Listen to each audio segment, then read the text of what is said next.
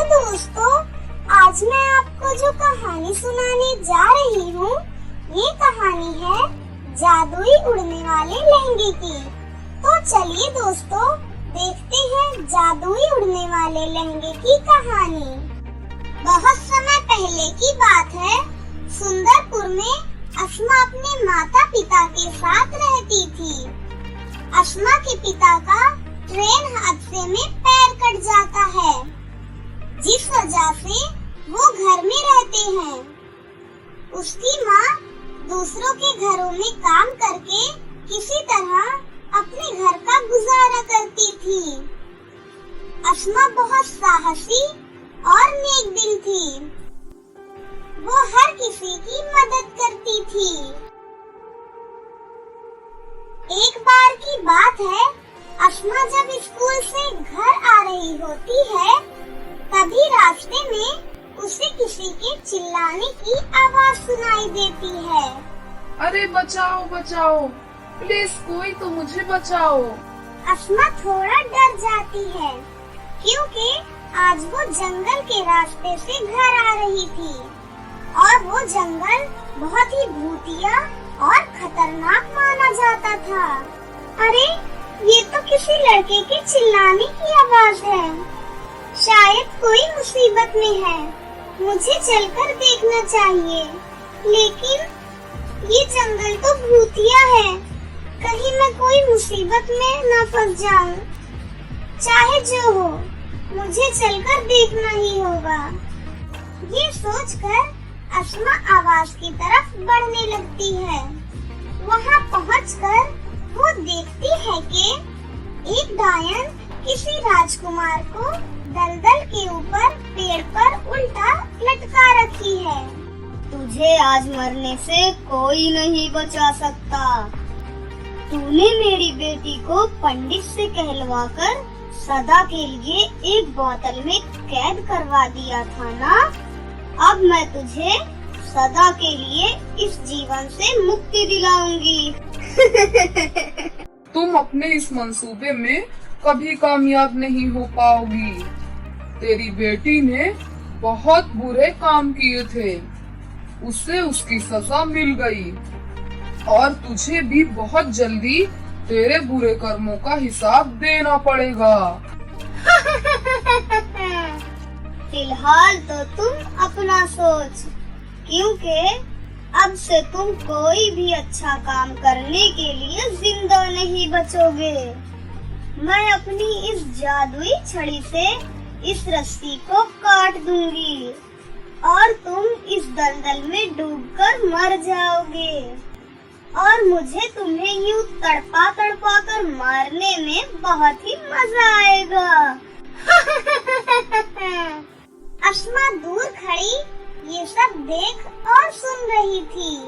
मुझे किसी भी तरह इस डायन से इसे बचाना होगा, वरना ये तो इसे आज मार ही डालेगी। मुझे जल्द ही कुछ करना होगा। तभी अस्मा को एक आइडिया आता है। वो जंगली झाड़ियाँ डायन के ऊपर फेंक कर डायन को गिरा देती है। डायन पूरी तरह झाड़ी में उलझ जाती है।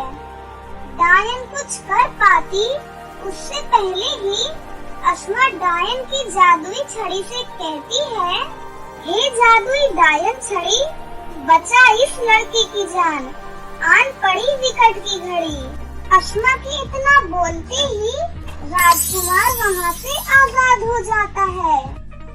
मैं तुम्हें नहीं छोड़ूंगी। तुम्हें इसका अंजाम बहुत महंगा पड़ेगा लड़की। अस्मा और राजकुमार फिर उस डायन की छड़ी को उसी दलदल में फेंककर वहाँ से भाग जाते हैं। अरे तुम तो बहुत बहादुर हो, जिससे मैं नहीं जीत पाया। तुमने बिना डरे उसका सामना किया, वरना मैंने तो जीने का आशा ही खो दिया था। बाय द वे, मेरा नाम सूरज है और मैं सूरजपुर का राजकुमार हूँ। मुझे तुमसे पहली नजर में ही प्यार हो गया। क्या तुम मुझसे शादी करोगी? अस्मा बहुत खुश हो जाती है। वो शर्माते हुए हाँ बोलकर अपने घर की ओर चली जाती है। दोनों की शादी की अच्छे से तैयारियां हो रही थी। सभी बहुत खुश थे। देखते ही देखते वो दिन भी आ ही गया जिसका सभी को इंतजार था। आज बारात आने वाली थी। सब कुछ बहुत अच्छे से हो रहा था। अस्मा अंदर अपने कमरे में बैठी थी। सभी बारात आने का इंतजार कर रहे थे। तभी बाहर बैंड की आवाज आती है। सभी लड़कियां अस्मा को रूम में अकेले छोड़ बाहर बारात देखने चली जाती हैं। तभी डायन अस्मा के कमरे में आ जाती है। खुश तो बहुत हो रही होगी ना तू, मेरी जादुई छड़ी छीनकर और उस लड़के को बचाकर। पर तेरी ये खुशी ज्यादा देर की नहीं है। चल मेरे साथ। नहीं, प्लीज मुझे छोड़ दो। आज मेरी शादी है। डायन अस्मा की एक नहीं सुनती और अपनी जादुई शक्ति से अस्मा को वहाँ से लेकर गायब हो जाती है। बचाओ, बचाओ, प्लीज ऊपर वाले मेरी मदद करो। ये तुम मुझे कहाँ लेकर आई हो? ये इस गांव का सबसे ऊंचा पहाड़ है। यहाँ तुम्हें बचाने कोई नहीं आएगा, तुम्हारा ऊपर वाला भी नहीं। तुमने अच्छा नहीं किया था मेरे साथ। अरे तो तुम कौन सा अच्छा कर रही हो? किसी निर्दोष को यूं सताना, उसे मारना बहुत बड़ा पाप है। तुम्हें इसकी जरूर सजा मिलेगी। अफसोस मुझे इस बात का हो रहा है कि तुम वो दिन देखने के लिए जिंदा नहीं बचोगी, क्योंकि मैं तुम्हें इस पहाड़ी से गिराकर मार डालूंगी और तेरी जगह वहाँ जाकर सूरज से शादी करूंगी, फिर सबको मार डालूंगी। तुम अपने इस बुरे इरादे में कभी कामयाब नहीं होगी। ऊपर वाले बचाओ मुझे, कोई तो मुझे बचाओ।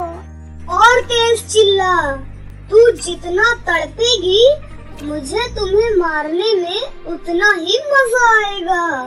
बचाओ, प्लीज मुझे कोई बचाओ। मेरे घर वाले मेरा इंतजार कर रहे हैं। प्लीज मेरी कोई मदद करो। तभी एक परी वहाँ से जा रही होती है। उसे अस्मा के चिल्लाने की आवाज सुनाई देती है। लगता है वहाँ कोई मुसीबत में है। मुझे उसकी मदद करनी चाहिए। जैसे ही डायन अस्मा को पहाड़ी से धक्का दे रही होती है कि तभी परी वहाँ पहुँच जाती है। रुक जा डायन, इस लड़की को छोड़ दे, वरना बहुत बुरा होगा तेरे साथ। परी, तू मत आ हमारे बीच, ये हमारा आपस का मामला है। मुझे अभी तुझसे नहीं लड़ना है, इसलिए तू चली जा यहाँ से। मैं इस लड़की की जान बचाए बिना यहाँ से नहीं जाऊंगी। छोड़ इस लड़की को। तभी वो डायन अस्मा को छोड़ परी पर हमला कर देती है। ये ले। परी थोड़ी दूर जाकर गिरती है। आप ठीक तो है परी जी? अब परी को भी बहुत गुस्सा आ जाता है और वो अपनी जादुई शक्ति से डायन को उस पहाड़ी से नीचे फेंक देती है। आपका बहुत बहुत शुक्रिया परी जी, आपने मेरी जान बचाई। अब आप मुझे जल्दी से मेरे घर पहुंचा दीजिए। आज मेरी शादी है, सब मेरा इंतजार कर रहे होंगे। घर में किसी को नहीं पता कि मैं यहाँ हूँ। अस्मा, सदा खुश रहो। मैं तुम्हारी शादी में तुम्हारे साथ जरूर चलती, पर आज मुझे कुछ जरूरी काम है। मैं तुमसे मिलने बाद में जरूर आऊंगी। और ये क्या, तुम्हारे कपड़े तो खराब हो गए। ये लो, ये उड़ने वाला जादुई लहंगा है, मेरी तरफ से तुम्हारी शादी का तोहफा। अब इसे जल्दी से पहन लो और अपनी आंखें बंद करो। तुम परियों से भी तेज उड़ते हुए अपने घर पहुंच जाओगी और किसी को कुछ पता भी नहीं चलेगा। क्या सच? बहुत बहुत धन्यवाद परी जी। अब मैं जाती हूँ, बाय बाय। आप मुझसे मिलने जरूर आना। और फिर अस्मा लहंगा पहनकर आंखें बंद करती है। वो तुरंत अपने घर पहुंच जाती है और फिर धूमधाम से अस्मा और सूरज की शादी हो जाती है। फिर सभी खुशी खुशी रहने लगते हैं। तो आपने देखा दोस्तों, जादुई उड़ने वाले लहंगे की कहानी। इस कहानी से हमें ये सीख मिलती है कि हमें हमेशा अच्छे काम करने चाहिए और बुराई से दूर रहना चाहिए। अगर आपको ये कहानी अच्छी लगी हो तो जरूर लाइक करें और हमारे चैनल जियो छोटू टीवी को सब्सक्राइब भी कर लें। और हाँ दोस्तों, हमें कमेंट करके जरूर बताना कि आपको ये कहानी कैसी लगी। हेलो दोस्तों, आज मैं आपको जो कहानी सुनाने जा रही हूँ, ये कहानी है परी के जादुई लहंगे की। तो चलिए दोस्तों, देखते हैं आज की ये कहानी। एक सुंदर से गांव में सुमन नाम की औरत अपनी बेटी प्रिया के साथ रहती थी। सुमन कपड़े बेचकर अपनी बेटी और अपना गुजारा किया करती थी। सुमन के घर के बगल में ही करिश्मा नाम की एक बहुत ही अमीर औरत अपनी बेटी ट्विंकल के साथ रहती थी। फिर प्रिया के लिए एक दिन बहुत ही अमीर परिवार से रिश्ता आता है। प्रिया उन्हें पसंद आ जाती है, इसलिए वो लोग शादी करने के लिए तैयार हो जाते हैं। कुछ दिनों में प्रिया की शादी उस अमीर परिवार में होने वाली थी। जब ये बात करिश्मा को पता चलती है, तब करिश्मा जलन की वजह से आग बबूला हो जाती है और कहती है, भला ऐसा कैसे हो सकता है कि एक मामूली औरत जो कपड़े बेचकर अपना गुजारा करती है, उसकी बेटी का रिश्ता इतने अमीर घर में होने जा रहा है। हाँ माँ, ये खबर बिल्कुल सही है। उस गरीब प्रिया की शादी बहुत अमीर घर में हो रही है। अब तो वो लोग हम लोगों से भी ज्यादा अमीर हो जाएंगे। और उस लड़के को देखा है आपने, कितना हैंडसम है वो।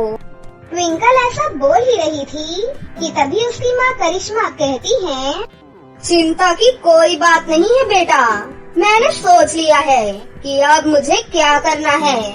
मेरे रहते हुए इस पूरे गांव में मुझसे अमीर कोई नहीं हो सकता है। फिर आधी रात को करिश्मा और ट्विंकल दोनों सुमन के घर के सारे पैसे और गहने चुरा कर वहाँ से चली जाती हैं। फिर सुबह हो जाती है, लेकिन सुमन और प्रिया को इस बात का पता ही नहीं चलता कि उनके सारे पैसे और गहने चोरी हो गए हैं। दिन बीतने लगते हैं। शादी के एक दिन पहले जब सुमन अपना पैसा और गहने देखने के लिए जाती है, तो वहाँ पर उसके सारे पैसे और गहने नहीं थे जहाँ पर उसने रखे थे।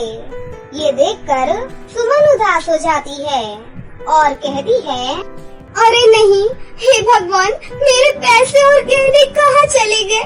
मैंने यहाँ पर तो रखे थे। लगता है मेरे घर में चोरी हो गई है। कल तो मेरी बेटी की शादी है। अब मैं इतनी जल्दी इतने सारे पैसे और गहने कहाँ से लाऊंगी? ऐसा सोचकर सुमन जोर जोर से रोने लगती है और तभी वहाँ पर प्रिया आती है और कहती है, क्या हुआ माँ, आप रो क्यों रही हो? प्रिया बेटी, मैंने तेरी शादी के लिए जो पैसे और गहने रखे थे वो सारे चोरी हो गए। पता नहीं कौन चुरा कर ले गया उन्हें। अब मैं क्या करूँ बेटा? अपनी माँ की ये बात सुनकर प्रिया भी बहुत उदास हो जाती है। फिर सुमन लोगों से पैसे उधार मांगने की कोशिश करती है, लेकिन कोई भी उसे पैसे नहीं देता है। जब सुमन उदास होकर एक पेड़ के पास बैठी हुई थी कि तभी वहाँ से गुजर रही एक परी सुमन के पास आती है और कहती है, क्या हुआ बेटी, तुम इतनी उदास क्यों हो? आप तो एक परी हो ना? हाँ बेटी, मैं एक परी हूँ, लेकिन तुम मुझसे डरो नहीं। मैं किसी के साथ कुछ बुरा नहीं करती हूँ, मैं तो सभी की मदद करती हूँ। तुम बताओ बेटी, तुम इतनी उदास क्यों हो? फिर सुमन अपनी सारी बातें उस परी को बताती है। ये सुनकर परी उससे कहती है, तुम चिंता मत करो, तुम्हारी बेटी प्रिया की शादी उसी घर में होगी। फिर परी सुमन को एक जादुई लहंगा देती है और कहती है, ये लो, ये एक जादुई लहंगा है, ये तुम्हारी सारी इच्छा पूरी करेगा। तुम इस लहंगे को अपने घर ले जाकर देखो, तुम्हारी सारी गरीबी दूर हो जाएगी। आपका बहुत बहुत धन्यवाद परी जी, आपने जो हमारी मदद की है। आप एक बहुत अच्छी और नेक परी हैं। फिर सुमन खुशी खुशी जादुई लहंगे को लेकर अपने घर वापस आ जाती है। फिर सुमन उस जादुई लहंगे से कहती है, हे जादुई लहंगे, कल मेरी बेटी की शादी है और मेरे पास एक भी पैसे नहीं है, तुम मेरी मदद करो। सुमन के ऐसा बोलते ही उसके सामने ढेर सारे पैसे आ जाते हैं। ये देखकर सुमन बहुत खुश हो जाती है। सुमन अपनी बेटी की जरूरत का सारा सामान उस जादुई लहंगे से मांग लेती है। अब प्रिया की शादी का सारा सामान मौजूद था। ये देखकर प्रिया भी बहुत खुश हो जाती है। वहीं दूसरी तरफ करिश्मा और ट्विंकल आपस में बातें कर रहे थे कि माँ, उस दिन तो मजा ही आ गया था जब प्रिया के घर का सारा पैसा और गहना हम लोगों ने चुरा लिया था। हाँ बेटा, मैंने तो तुमसे पहले ही कहा था, इस गांव में मुझसे अमीर कोई नहीं हो सकता है। अगर उस गरीब सुमन की बेटी की शादी उस अमीर परिवार से हो जाती तो वो लोग बहुत अमीर हो जाते और मेरे रहते हुए भला ऐसा कभी हो सकता है। जब करिश्मा और ट्विंकल आपस में बातें कर रहे थे तभी अचानक वहाँ पर एक डंडा उड़ता हुआ आता है और करिश्मा और ट्विंकल की पिटाई करने लगता है। अरे नहीं, हे भगवान, कोई बचाओ मुझे, ये डंडा मुझे मार क्यों रहा है? अरे नहीं, ये डंडा तो बहुत तेज मार रहा है, कोई हमें बचाओ। अरे माँ, मुझे लगता है कि हम लोगों ने प्रिया के घर का पैसा और गहना जो चुराया है, इसीलिए ये डंडा हम लोगों को मार रहा है। चलो माँ, जल्दी से हम दोनों उसके सारे पैसे और गहने वापस कर देते हैं। फिर करिश्मा और ट्विंकल सुमन के सारे पैसे और गहने उसे लौटाकर उससे माफी मांगने लगती हैं। बहन, तुम मुझे माफ कर दो, अब ऐसी गलती दोबारा मुझसे कभी नहीं होगी। सुमन करिश्मा और ट्विंकल दोनों को माफ कर देती है। इस तरह से सब कुछ ठीक हो जाता है। फिर प्रिया और राहुल की शादी खुशी खुशी हो जाती है। उसके बाद सुमन उस जादुई लहंगे की मदद से बहुत ही अमीर हो जाती है। अब वो अपना जीवन हंसी खुशी बिताने लगती है।